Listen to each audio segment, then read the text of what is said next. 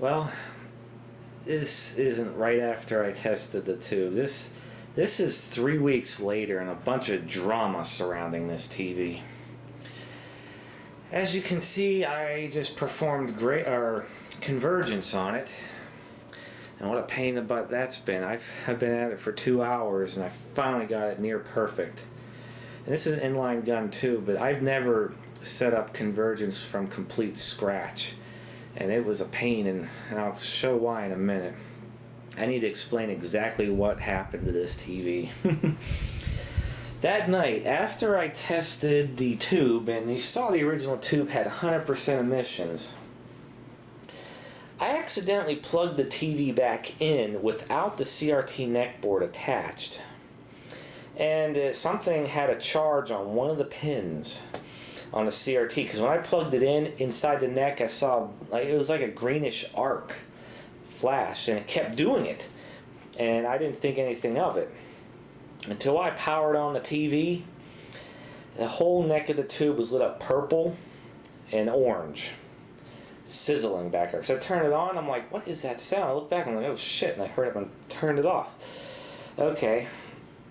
And the story behind it is I put the send core back on it and tried to test it. Every time I brought the send core up to cut off, the tube would flash purple, and it would kick in the protection circuitry on the send core. And it didn't say I had any G1 shorts or any other shorts, but eventually, like I think it was the green gun, no, it was the blue gun that started showing a G1 short, and it was intermittent. And this is like an hour later, and I just got real frustrated because the tube was toast. There was nothing I could have done. And I took the plastic end of my screwdriver and started tapping the neck of the tube. And you do that ever so gently. What happened was, let's just say I hit it a little too hard out of frustration maybe, because I knew the tube was toast and there was no loss. Well, I cracked the end of the tube. It didn't lose vacuum yet, but I cracked it. So, end result, well, I'll just finish up saying I put a towel over the end and knocked off the evacuation nipple and let the air out. Needless to say, this is a brand new old stock CRT. And just so I have the numbers right, because I found an exact tube match. It's a 25 VFB-P22. Video Display Corp had one left, and that's the only place I found online that had one of these tubes left. It is brand new, never used. You can see it's spotless, it's clean. Well, there's a bit of drama behind that. After a week of waiting, I haven't heard anything from them, so I sent them an email saying I ordered a tube from you guys. It says shipping FedEx. Can I have a tracking number? And they're like, oh wait, it's shipped out today, and they went by UPS. Something must have been wrong there. But I was worried because, one, it's a big tube. It weighs 60 pounds, and you know, it could have been the wrong tube. So 2 weeks later, I get this picture tube, and I pull it out of the package. I'm like, yes, it ain't broken. Then I lift it up while the face is on the floor on a towel, and I see a bunch of weird reflections, like cracks. I'm like cussing. I'm like, oh, it's cracked. Turns out, because it is a brand new tube, the entire face had a big piece of protective film on it, and now it's causing the reflections. And I'm like, oh, jeez.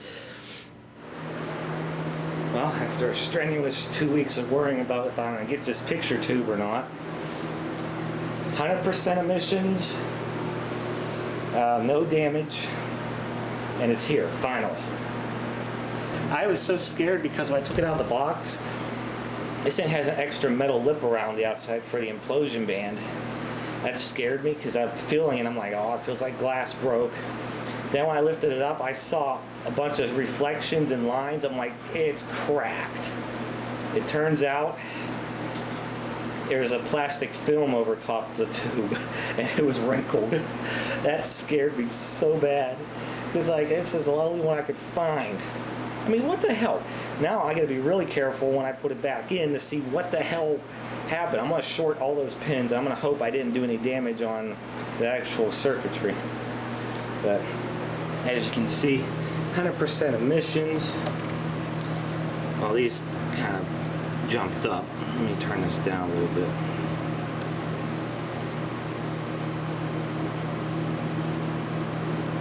Now I'll put it back on. Still 100%. And that was good. No heater to cathode shorts. No G1 shorts. 6.3 filament volts. I feel good now. I got a good working picture tube.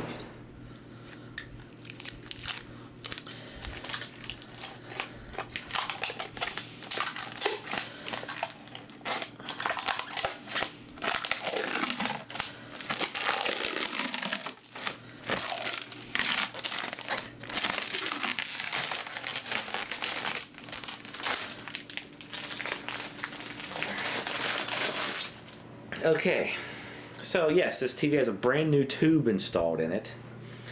And there's another drama behind that, because as soon as I put power on this tube for the very first time, I got this.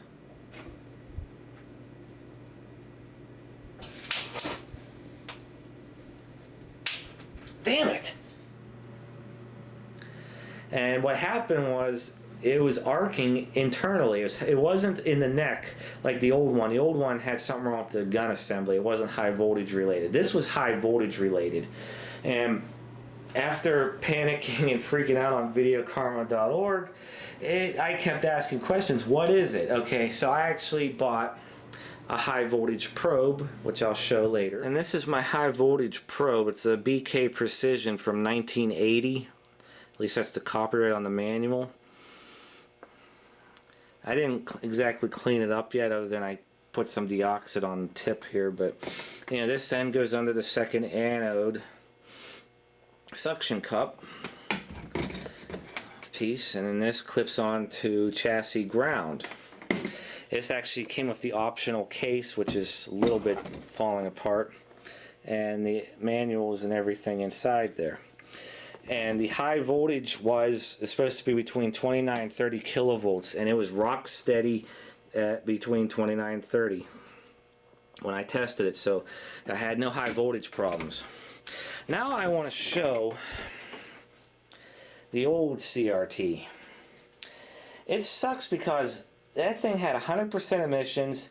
This tube still performs identically, almost, to the new old stock never used one that's 30 plus years old, which is sad, because I mean it worked flawlessly. Anyhow, this is the old tube. I took it out. Here's the Electron Gun Assembly, and I still can't find, I mean, I'm gonna take it out and put my meter on and see exactly what happened to it, because I mean it's just, I don't know what went wrong. I mean, something discharged from the neck board. Now, there's nothing wrong with the TV. It got powered on. I thought the neck board attached. It developed a charge. I didn't ground it out, and then that's what happened. It totally fried the 32-year-old Sears tube. One thing I need to learn is, looking at here on numbers, who the actual manufacturer of this tube is. Because as I found out, it is a Sanyo chassis, but Sears store-branded sets might have used like an RCA tube or Sylvania tube in their sets at that time. And it's very likely that's the case for this one. I don't know who made the one upstairs, because there's no other sticker. It just says it says Video Display Corp 25VFBP22 on it. That's all. Other than that, it's an identical tube. Another thing that always scared me about picture tubes is when you knock the end off, it looks like you're looking into something you're really not supposed to look into. It always freaks me out. And then what happened was that Saturday night, everyone's responding back and said, well, if you just try it again. So I tried it again, and it came up and it just did the normal amount of snapping. And the thing is, this is like the day 3 or day 4 of me running it continuously like this. It occasionally snaps like that, and you can see it's not arcing in the neck of the tube. It's arcing up in the front, the bell area of the tube, not the neck. But you can see it reflect back here, and it just lights up really bright. It scares the crap out of me. I think I'm ruining the tube, but I'm not. And somebody mentioned on Video Karma, you know, if the inside of the tube is brand new, and let's just say there's an ever so slight imperfection, like a little bump, minute bump, on the inside of the tube, it'll act like, you know, say a tree in a field. Where's the light? What's going to do? It's going to build up a charge, and it's going to light like a lightning bolt. And what happens when that happens is the picture briefly blanks out, and you hear a loud snap. Well, I let it run, and it slowly quit doing it. In fact, it did it twice today, then it completely quit again. So, and I read somebody else said a new Old Stock CRT they did it for 6 months, like that, before it finally quit. Anyhow, long story short, new picture tube. Then after I got the new picture tube up and running that Saturday night, the TV ran for 2 minutes, then shut off. And if you recall, I had to do a repair on that power relay. So here I am taking the power relay out of the TV, testing it. And like I say, I had to spend like one day without a schematic because I have no chassis number, no model number on this set because it fell off. Just tracing out everything on this. And it turns out, and I'll show what happened, I'm too lazy to draw out exactly what the circuit in a TV looks like, but this is basically it. This is exactly how this TV works for the power relay, except there is a 12 volt voltage regulator, but for some odd reason it doesn't utilize that. That 12 volt voltage regulator is for the microprocessor and everything, not the relay coil. What they did on the input side of the voltage regulator, which is 16 volts, it takes it across a dropping resistor in series with the coil of the relay, which would be, and I'll just use my mouse cursor to show, right here. So there's a dropping resistor here. And then right after the dropping resistor, if you follow it out, there's a protection diode. The protection diode, it's so the high voltage, you know, from when the coil's shut off, doesn't feed back into the system. Yeah. But what happened was, okay, I was getting 16 volts from where the voltage regulator was across the resistor to the diode, but when it got to the relay coil, I was only seeing like half a volt, and it was fluctuating half a volt and 1.5 volts at random. I thought, okay, and then a transistor. Well, when you turn a transistor on from the microprocessor by pressing power on the TV, of course you're going to have a 0.7 volt drop from base to emitter, and I did. And also when you have the TV on, you're going to have 0 volts between collector and emitter, which I did. But there wasn't hardly any voltage getting to the relay, and it turns out it wasn't a bad solder joint. There was actually a bad trace between the diode and the power relay in the TV, and that's why it was intermittent. So I actually instead I put a jumper wire in there from the relay, or from the diode, you know, soldered it in and jumped it over to the relay and wrapped it around the little peg on the relay and soldered it. And now the TV's fine. There's nothing else, not much else I could do about that. But that was the main problem with this TV all this time. And that's why I kept thinking, you know, I thought I resoldered that like 4 years ago, and it still didn't work. And the night I was working on it, I wiggled the relay and it came on. And I don't know why, but somehow me resoldering it that one night made it work again briefly. Then all of a sudden it works for 2 minutes and it shuts down. Here it is. I had the color turned off when I did the crosshatch pattern, but it's not really bluish in person. It's a perfectly neutral grayscale. I didn't even have to touch the drive adjustments. They're still original from 30 some years ago. Contrast is all the way down, brightness turned up a little bit, but see, perfect grayscale, beautiful picture, and convergence looks excellent. Now that's the thing about convergence. Since this is what I wanted to get into about doing convergence from scratch. The first thing you got to do, I messed up the other day. I had the yoke sitting back too far, and I kept wondering why. No matter, okay, I'll explain the purity ring now. You can see there's 3 sets of rings. The one in the far back, I don't know how I'm going to do this with my holding my camera, but I don't have to point to it. Right here, that's your purity rings. This is your main convergence rings, and these are like auxiliary convergence rings. And these are for adjusting the center of the tube. No matter where I put the purity rings, I could never get it right. I had a red blotch, or if it was on a blue screen like from a VCR, I had a giant purple blotch in the right corner, or lower right corner, and I had a green blotch on the lower left corner. Turns out my yoke was sitting back too far. And the other thing I learned is the importance of these yoke wedges here.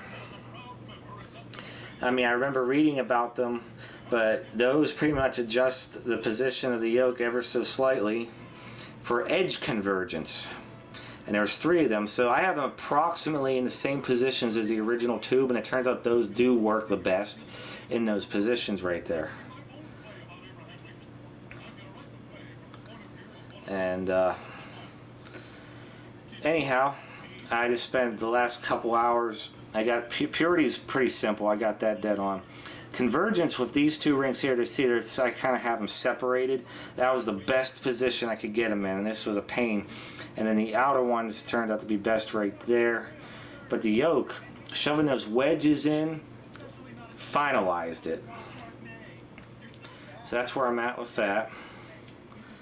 And as you can see, the chassis is nice and clean. All I did was take a paintbrush to it and dust it.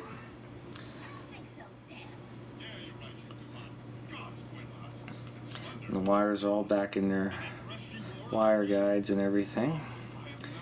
And there's no other adjustments to make in this set. Oh yeah, I did grayscale last night on it. Compared to the old 32-year-old tube, the one that probably had at least an honest 20-25 years of use on it, the screen, when I put it on this tube, was a bit washed out because this screen adjustment was up too high, and the backgrounds were a bit reddish. Now this is back to where it should be. It's fine. The focus is perfect. But that aside, the brightness level of this tube and the focus is almost identical to the tube that had 25 years of use on it. These tubes will run forever, these old TVs. They weren't designed to wear out, it seems. And the one last thing I want to know, this speaker isn't necessarily huge in this TV, but look at it. It's a 5.5 watt, 4 ohm Sanyo speaker. Look at the surround on that thing. It's a beast. This is one of those TVs that has a classic 1980s hi-fi console TV sound. This thing has a lot of treble and a lot of bass, which I'll show later. So at this point in time, I am going to clean this TV up, finalize it, make sure the wires are all dressed up, and I'll show this demonstration of this thing. And here's the awesome back of this thing. Back on. I absolutely love the backs on these older TVs, even 80s consoles. Sears, Roebuck and Company. Manufactured July 1980. Is fully transistorized and does not contain tubes. This is the same as my parents' first console TV. And yeah, 300 ohm cable. This is like an on-normal connector. See, this nut here just slides off. It's just that, and that slides, loops around, and plugs into the 75 ohm. This little window here is where you're supposed to see the model number sticker, and the model number sticker is missing in action. I just spent the time and noviced everything, including the picture tube dust cap, which also looks freaking awesome. Just how it looks, it's round and has little nubs on it, and these things, whatever you want to call them. High voltage inside. Do not remove this cup. This unit is fully transistorized and does not contain tubes or any serviceable components. Refer servicing to qualified service personnel. And it's all in quotation marks. And you have your focus adjustment out the back here. Blue drive, blue, green, red bias, and horizontal hold. The only thing I find odd about this, you have all the back, biasing and drive controls in the back of the TV, but you don't have a setup switch in the back. You have to take the TV apart to get the setup line. And the screen adjustments on the CRT neck board. And how OCD I am, I even put Vinyl X on the coaxial cable and the power cord, giving them a brand new shiny appearance. And it's also good for it too, it won't dry out, crack. It's hard to imagine this thing's already 32 years old, and this is the kind of TVs I grew up with.